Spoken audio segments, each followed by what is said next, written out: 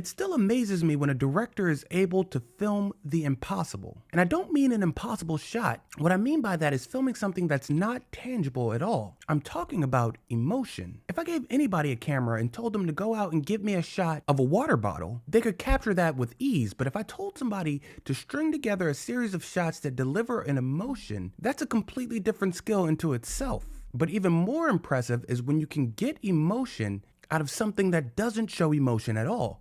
A great example of that is this scene from Stanley Kubrick's 2001: A Space Odyssey. When Bowman and Poole go into an insulated pod to talk about their concerns about the artificial intelligence system HAL, things don't really work out the way they expected to. Check it out. Well, that's far safer than allowing HAL to continue running things. You know, another thing just occurred to me. Well,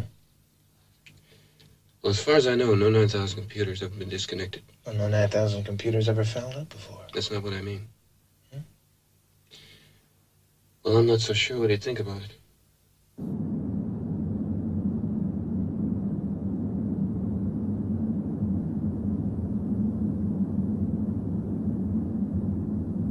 Now, what's amazing about this is we start to gather emotions from the computer and read its mind. And it's a series of very simple yet extremely effective shots that gets us to that point. We have this one with the two of them talking from within the pod, giving us their perspective as they have this conversation. But look at the composition of this frame. Both of them are in the outskirts, but how the computer system is dead center frame. But even still, without paying attention, you don't notice HAL in the dead center. That is until we cut to this shot. It's a close-up of HAL. Now, the real importance isn't just the close-up, it's the close-up combined with the sound design. You see, we go from inside the pods where we can hear them speaking, Computers have been disconnected, to outside the pods where we hear nothing.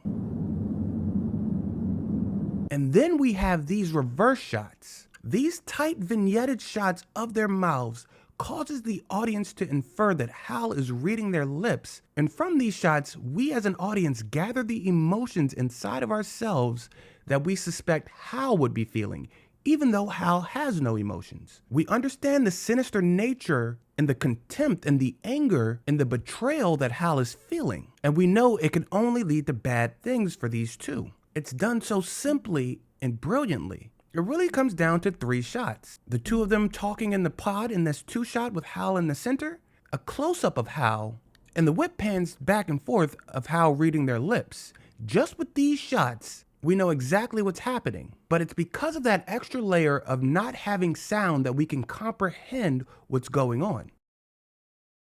And not only lets the audience understand that HAL is reading their lips, but it gives the audience a silent opportunity to feel the emotions within themselves. It's truly brilliant directing by one of the best that's ever done it.